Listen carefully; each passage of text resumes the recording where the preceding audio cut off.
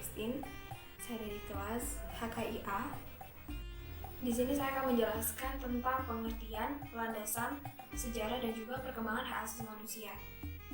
Pertama, pengertian hak asasi manusia. Menurut Undang-Undang Nomor 39 Tahun 1999 adalah seperangkat hak yang melekat pada hakikat manusia sebagai makhluk Tuhan Yang Maha Esa dan merupakan anugerah yang wajib untuk dihormati, dijunjung tinggi, dan dilindungi oleh negara hukum, pemerintah, dan setiap orang demi kehormatan serta perlindungan harkat dan juga martabat manusia.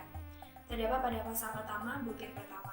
Dapat disimpulkan bahwa hak asasi manusia itu adalah hak alamnya atau hak kodrati yang dimiliki manusia sejak manusia itu dilahirkan sebagai anugerah dari Tuhan Yang Maha Esa. Kemudian yang kedua adalah landasan hak asasi manusia. Kesadaran akan hak asasi manusia tersebut memberikan pengakuan bahwa semua manusia sebagai makhluk Tuhan yang memiliki derajat dan juga martabat yang sama.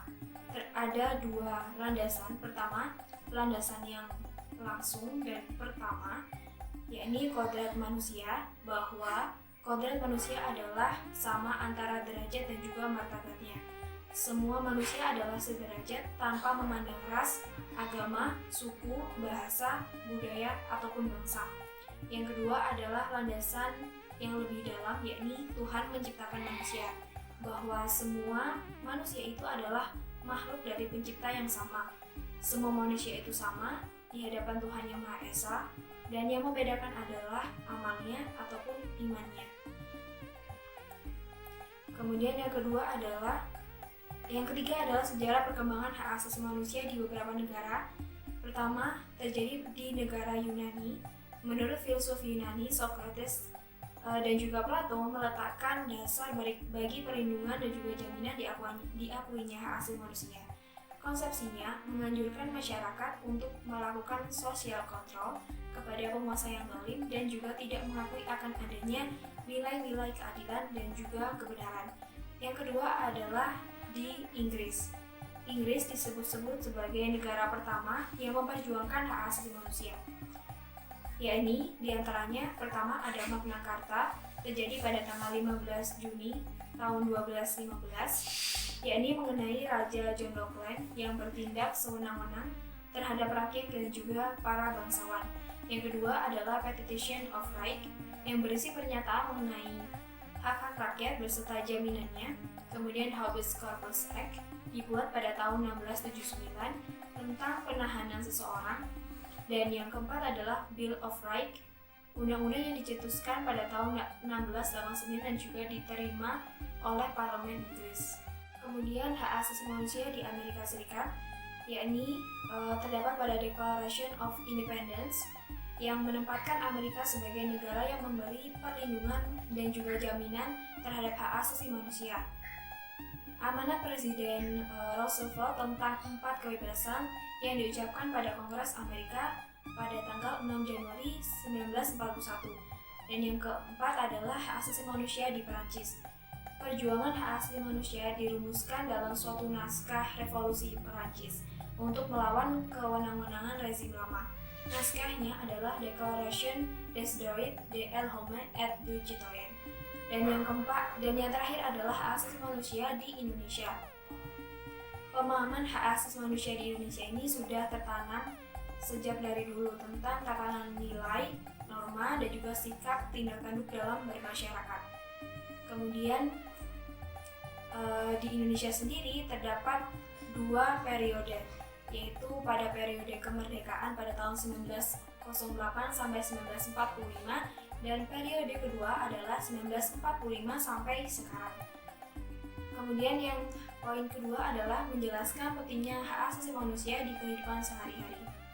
Adanya hak asasi manusia itu sangat penting, mengingat bahwa hal tersebut itu diberikan oleh Tuhan Yang Maha Esa kepada manusia sejak manusia itu dilahirkan sebagai anugerah dan juga sebagai hak kodrati. Dan hak tersebut tidak memandang ras, status sosial, status ekonomi, budaya, bangsa, atau apapun. Dan itu tidak dapat diganggu-gugat atau tidak bisa diambil paksa oleh siapapun termasuk oleh negara. Dan ada 6 secara garis besarnya. Pertama adalah ada hak asasi pribadi atau personal right, yaitu yang meliputi tentang kebebasan untuk memilih agama, mengeluarkan pendapat, memilih, atau bergerak. Yang kedua adalah hak asasi politik atau political right, yakni ikut serta dalam penyelenggaraan pemerintah seperti pemilu. Dan yang ketiga adalah hak asasi hukum atau legal equality right, yakni hak kesamaan kedudukan di mata hukum dan pemerintahan, seperti mendapatkan layanan dan juga perlindungan hukum atau dari negara. Yang keempat ada hak asasi ekonomi atau property right, yakni kebebasan dalam berjual beli, pinjam meminjam, sewa menyewa, atau sebagainya. Kemudian yang kelima ada hak asasi peradilan atau procedural right, yakni hak untuk memperoleh persamaan dan juga hak di mata peradilan. Yang keenam adalah hak asasi sosial budaya atau social cultural right, yakni hak yang berhubungan dengan kehidupan bermasyarakat dan berinteraksi sosial seperti mendapatkan atau memilih pendidikan, mengembangkan budaya sesuai dengan bakat minatnya, dan mendapatkan pengajaran.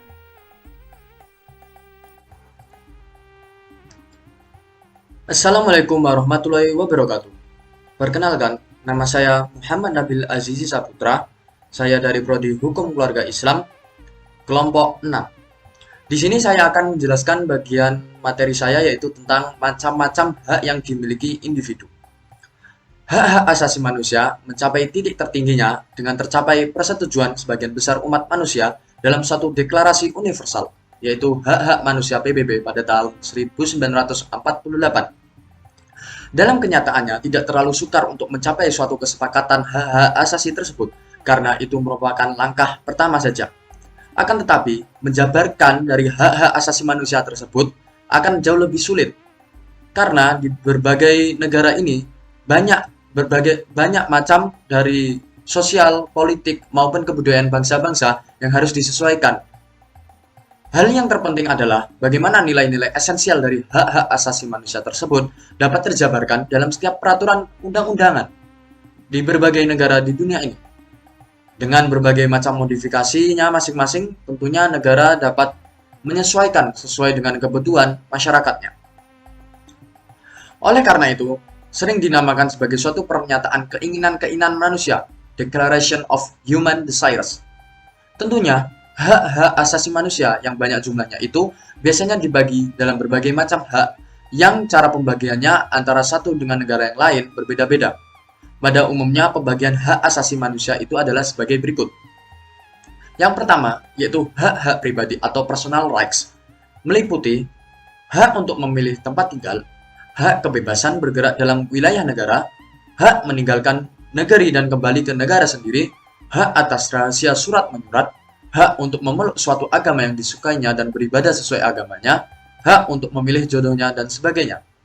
Lalu yang kedua adalah hak-hak ekonomi atau property rights, meliputi hak untuk memiliki suatu benda, menjual, membeli, dan menggunakannya, hak untuk memilih pekerjaan yang disukainya, hak mendapatkan pekerjaan yang layak bagi kemanusiaan, hak untuk mendirikan atau memasuki syarikat kerja, hak untuk mendapatkan upah yang cukup dan adil sebagainya.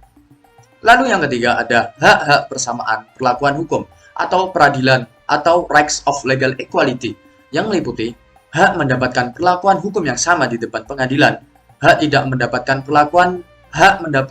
perlakuan jujur dalam perkaranya dari hakim yang tidak memihak, hak dianggap tidak bersalah sampai dibuktikannya kesalahannya di depan hakim, hak tidak dihukum yang mengakibatkan kematian perdata, dan sebagainya. Lalu yang keempat ada hak-hak politik atau political rights, yang meliputi hak ikut serta dalam pemerintahan atau menjabat suatu jabatan negara, hak memilih dan dipilih dalam pemilihan umum, hak kebebasan berkumpul dan berapat, hak kebebasan mengeluarkan pendapat baik dengan lisan maupun dengan tulisan. Lalu yang terakhir ada hak ikut serta dalam pertahanan negara dan sebagainya. Lalu yang kelima adalah hak-hak sosial budaya atau social and cultural rights, yang meliputi hak jaminan sosial bagi fakir miskin dan anak-anak terlantar, hak mendapatkan derajat hidup yang layak bagi kemanusiaan, hak mendapat jaminan sosial di hari tua, hak mendapatkan pendidikan dan pengajaran, hak kebebasan melakukan pekerjaan sosial dan amal, hak kebebasan memberikan pengajaran dan pendidikan yang disukainya, hak kebebasan dan mengusahakan kebudayaan, kesenian, dan ilmu, pengetahuan, dan sebagainya.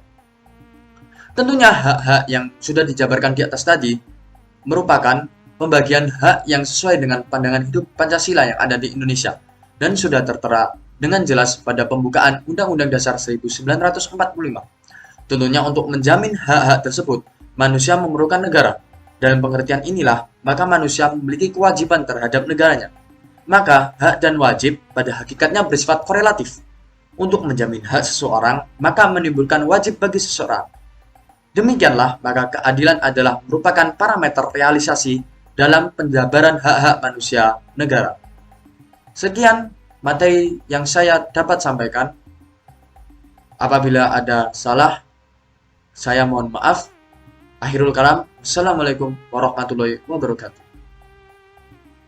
Assalamualaikum warahmatullahi wabarakatuh. Perkenalkan, nama saya Muhammad Iskana Barka. Saya dari kelompok 6 akan menyampaikan bab tentang menjunjung tinggi nilai-nilai HAM dalam kehidupan sehari-hari. Hakikatnya, menjunjung tinggi HAM sama dengan menghormati dan menegakkan HAM yang harus dilakukan secara seadil-adilnya. Perlu diingat, kita mempunyai hak dan kewajiban yang berkaitan dengan HAM. Kedua hal tersebut yaitu hak dan kewajiban yang harus dilakukan secara seimbang agar mencapai kemaslahatan hidup manusia. Upaya untuk menghormati, melindungi, dan menjunjung tinggi nilai dan kesucian yang melekat pada HAM merupakan kewajiban dan tanggung jawab individu, masyarakat, dan pemerintah. Peran individu dalam HAM. Oleh karena HAM merupakan hak asasi setiap manusia, sehingga setiap individu memiliki peranan penting dalam menghormati dan menegakkan HAM. Yang pertama, individu pada umumnya saling menghormati hak asasi orang lain. Contoh, hak hidup. Setiap individu harus menghormati hak hidup orang lain. Dengan demikian, kita juga akan dihormati oleh orang lain pula. Secara umum, kumpulan dari individu akan membentuk masyarakat. Dengan terbentuknya setiap individu yang menjunjung tinggi HAM, maka dengan otomatis akan terbentuk masyarakat yang menjunjung tinggi HAM pula. Kedua, ada individu ahli hukum. Contoh beberapa individu ahli hukum yaitu advokat, hakim, pengacara, dan lain-lainnya. Di sini saya akan menjelaskan tentang advokat dan hakim. Advokat. Sampai saat ini, banyak masyarakat Indonesia yang belum mengerti tentang HAM, yaitu dalam kurung buta hukum. Dengan keadaan ini, masyarakat membutuhkan seseorang yang ahli dalam bidang hukum dan berprofesi dalam bidang hukum juga. Dalam hal ini, profesi yang dapat memberikan bantuan hukum kepada masyarakat adalah advokat.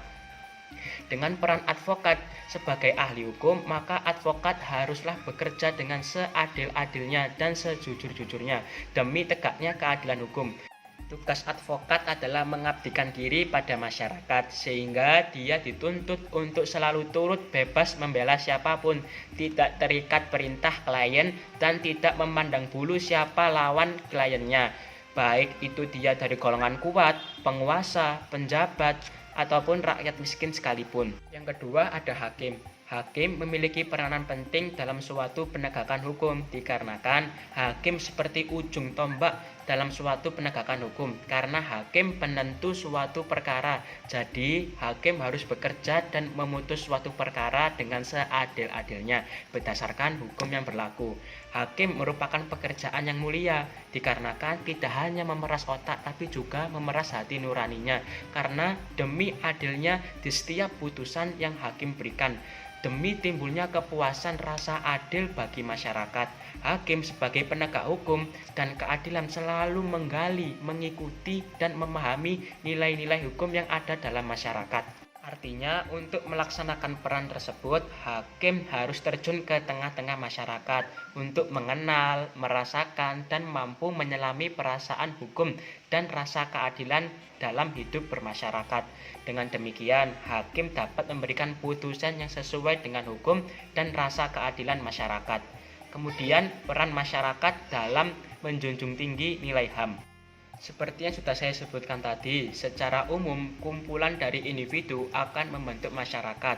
Dengan terbentuknya masyarakat, setiap individu akan menjunjung tinggi nilai HAM, maka dengan otomatis akan terbentuk masyarakat yang akan menjunjung tinggi nilai HAM pula. Yang ketiga, ada peran negara atau peran pemerintah dalam menjunjung tinggi nilai HAM. Yang pertama yaitu peran utama pemerintah, yaitu menetapkan kebijakan hukum-hukum yang berkaitan dengan HAM. Yang kedua, membentuk lembaga-lembaga HAM. Yang pertama, peraturan yang berkaitan dengan HAM yaitu UU Nomor 39 Tahun 1999 tentang Hak Asasi Manusia. Yang kedua, UU Nomor 26 Tahun 2000 tentang Pengadilan HAM. Yang ketiga, tentang hak asasi manusia yang terdiri dari pasal 28A sampai 28J. Lembaga-lembaga HAM yang ada di Indonesia. Yang pertama ada Polri, Kepolisian Negara Kesatuan Republik Indonesia. Yang kedua ada Komnas HAM, Komisi Nasional Hak Asasi Manusia. Yang ketiga ada Komisi Nasional Anti Kekerasan Perempuan di Indonesia. Yang keempat ada KPAI, Komisi Perlindungan Anak Indonesia. Yang kelima ada Pengadilan Hak Asasi Manusia. Yang keenam ada YLBHI, Yayasan Lembaga Bantuan Hukum Indonesia. Yang ketujuh ada LBH, Lembaga Bantuan Hukum. Yang kedelapan ada BKBH, Biro Konsultasi dan Bantuan Hukum. Yang kesembilan ada Kontras, Komisi Orang Hilang dan Tindak Kekerasan. Sekian dari saya, kurang lebihnya mohon maaf. Terima kasih. Assalamualaikum warahmatullahi wabarakatuh. Saya Alfiuni Tanifa Natasha dari jurusan Hukum Keluarga Islam UIN Maulana Malik Ibrahim, kelompok 6. Saya di sini akan menjelaskan sedikit tentang memperjuangkan HAM setiap segmen kehidupan sesuai ketentuan yang berlaku, hukum positif dan Islam. Memperjuangkan hukum positif adalah HAM diwujudkan dengan melindungi setiap HAM individu dari penyalahgunaan kekuasaan negara, menjamin eksistensi HAM setiap individu dalam ketentuan hukum maupun di dalam pelaksanaannya, dan memenuhi HAM setiap individu. Pengertian negara di sini mencakup tidak saja pemerintah atau eksekutif, tetapi juga legislatif dan yudikatif. Termasuk di dalamnya adalah seluruh aparat negara atau aparat penegak hukum. Misalnya, pertama, terhadap hak untuk tidak disiksa. Negara harus membuat aturan hukum yang melarang praktik-praktik penyiksaan untuk melindungi setiap individu dari tindak penyiksaan. Negara juga harus menjamin bahwa setiap individu harus benar-benar bebas dari tindak penyiksaan. Negara juga harus benar-benar memenuhi hak untuk tidak disiksa secara nyata. Memperjuangkan hukum Islam, Rusjidi mengungkapkan bahwa HAM dalam tinjauan Islam haruslah dipahami dengan melihat fungsi manusia menurut Al-Quran, yakni menempatkan hubungan manusia dengan Tuhan dalam posisi sentral. Hal ini menunjukkan bahwa perilaku manusia, baik dari dimensi internal, hubungan ke dalam atau dengan dirinya sendiri, maupun dimensi eksternal, hubungan keluar atau hubungan manusia dengan segala sesuatu yang ada di luar dirinya, hubungan ini harus dijiwai dengan hubungan yang lebih tinggi, yakni Allah Subhanahu wa Ta'ala. Rusjidi mendeskripsikan bahwa dua hal sebagai implikasi ajaran tauhid. Pertama, dengan diakuinya semua makhluk adalah ciptaan Allah, maka hubungan manusia dengan alamnya hakikatnya adalah hubungan manusia dengan sesama makhluk Allah. Kedua, sesama manusia dengan manusia lainnya harus menjunjung persamaan derajat, kemuliaan, harkat dan martabat. Hal tersebut mengisyaratkan bahwasannya tidak dibenarkan adanya tindakan diskriminatif atau pembeda antara sesama manusia atau dengan alam sekitar. HAM dalam Islam mengutamakan keseimbangan antara hak dan kewajiban pada seseorang. Oleh karena itu, kepentingan sosial sangat diperhatikan. Penggunaan hak-hak pribadi di dalam Islam tidak boleh merugikan atau mengabaikan kepentingan orang lain. Penghormatan HAM dalam ajaran Islam antara lain: 1. Hak hidup. Dilarang menyekutukan Allah dan dilarang membunuh anak kandung dikarenakan takut tidak bisa memberikannya makan. Yang kedua, hak menuntut ilmu. Islam tidak membatasi orang untuk mencari ilmu. baik laki-laki maupun perempuan. Mereka semua sama dalam memperoleh hak untuk mendapatkan pendidikan secara setara. Jadi, tidak ada pembatasan dalam menghalangi masyarakat untuk menuntut ilmu. Yang ketiga, hak milik. Memasuki rumah, seseorang harus meminta izin dengan mengucapkan salam terlebih dahulu, sebab apabila tidak ada proses izin terlebih dahulu, maka di dalam bahasa agama dinilai sebagai perbuatan gosok. Lebih dari itu, dinilai sebagai pencurian apabila sampai mengambil tanpa seizin pemiliknya. Terima kasih. Wassalamualaikum warahmatullahi wabarakatuh. Assalamualaikum warahmatullahi wabarakatuh. Saya Imam Syarifuddin dari kelompok 6. Di sini akan menjelaskan tentang pelaksanaan HAM dalam Islam. Yang pertama, saya akan menjelaskan bahwasanya prinsip dari penegakan hak asasi manusia adalah adanya pengakuan bahwa semua manusia itu memiliki martabat yang sama. Di samping itu, manusia juga memiliki hak-hak yang diperolehnya. Hak itu bisa diperoleh ketika manusia tersebut sudah melaksanakan kewajibannya. Ajaran agama Islam yang dibawa oleh Nabi Muhammad SAW telah diyakini sebagai ajaran yang bersifat universal. Isi dan muatan ajarannya mengandung unsur kasih sayang dan rahmatan lil alamin untuk seluruh umat manusia yang berada di mana saja. Di antara ajarannya yang terkait dengan hak asasi manusia, yaitu Islam telah berusaha menghapus perbudakan yang ada pada zaman jahiliyah dulu, dan Islam berupaya mengembalikan martabat seorang wanita yang dulu pada zaman jahiliyah wanita tidak dihargai layaknya manusia atau seorang wanita. Hal tersebut adalah upaya Islam dalam melaksanakan dan menegakkan hak asasi manusia. Islam mengajarkan kepada kita agar menghormati dan mengakui hak-hak hidup seseorang. Dalam Islam, hidup dan mati adalah kekuasaan Allah. Maka dari itu, seseorang tidak bisa mengganggu hak hidup orang lain, karena di dalam Islam mengajarkan bahwasanya setiap orang harus terjamin hak kemerdekaannya. Islam adalah agama yang universal dan komprehensif yang melingkupi beberapa konsep. Konsep yang dimaksud yaitu akidah, ibadah, dan muamalat yang masing-masing memuat ajaran keimanan, akidah, ibadah, dan muamalat tersebut.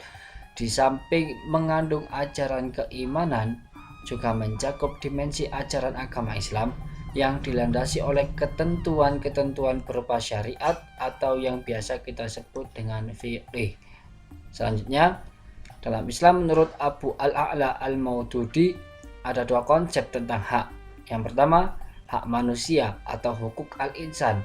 Yang kedua, hak Allah atau hukuk Allah. Kedua jenis hak tersebut tidak bisa dipisahkan, dan hal inilah yang membedakan antara konsep HAM menurut Islam dan HAM menurut perspektif Barat. Pelaksanaan hukum Islam dan hak asasi manusia dalam Islam memang sudah berjalan dari zaman Nabi Muhammad SAW. Tentu dalam pelaksanaannya dilaksanakan dengan tidak mudah. Banyak perjuangan yang dilakukan oleh Nabi dan para sahabatnya dalam pelaksanaan HAM. Apalagi pada masa zaman jahiliyah dulu, orang-orang masih belum mengerti tentang hak asasi manusia. Tetapi berkat ketekunan Nabi dan para sahabat, pelaksanaan HAM dalam Islam memiliki perkembangan yang positif. Dalam Islam, selain hak asasi manusia atau yang biasa kita sebut dengan HAM, ada kewajiban asasi manusia atau yang disebut dengan KAM yang harus dijunjung tinggi, sehingga hukum yang sejatinya merupakan pengikat, pengatur, dan pengontrol masyarakat dapat berjalan seimbang, selaras, dan sesuai dengan tujuan kemaslahatan umat. Manusia itu mempunyai posisi yang sangat tinggi karena manusia diberkati dengan akal oleh Allah Subhanahu wa Ta'ala yang membedakan antara manusia dengan makhluk yang lain. Secara proporsional, ia harus diperlakukan pada posisi yang mulia, terlepas dari latar belakang etnik, agama, maupun politik. Allah telah menganugerahkan kepada manusia yaitu 3 kemuliaan atau yang disebut 3 karomah. Yang pertama, yakni karomah fardiyah atau kemuliaan individu. Di sini dijelaskan bahwasanya Islam melindungi aspek-aspek kehidupan manusia, baik dari aspek spiritual maupun aspek material. Yang kedua, karomah ijtimaiyah atau kemuliaan kolektif, yang berarti di sini bahwa Islam menjamin sepenuhnya persamaan di antara individu-individu. Yang ketiga, yakni karomah sia-sia atau kemuliaan sia-sia atau kemuliaan politik, yaitu Islam memberi hak politik kepada individu untuk memilih atau dipilih pada porsi politik. Nah, dalam perspektif Islam ini, konsep HAM itu dijelaskan melalui konsep maqasid al-asy'ariyah atau tujuan syariah yang sudah dirumuskan oleh para ulama masa lalu. Tujuan syariah ini adalah untuk mewujudkan kemaslahatan umat manusia dengan cara melindungi dan mewujudkan serta melindungi hal-hal yang menjadi keniscayaan mereka serta memenuhi yang menjadi kebutuhan dan hiasan mereka. Mungkin itulah yang bisa saya sampaikan, kurang lebihnya mohon maaf. Terima kasih. Wassalamualaikum warahmatullahi wabarakatuh.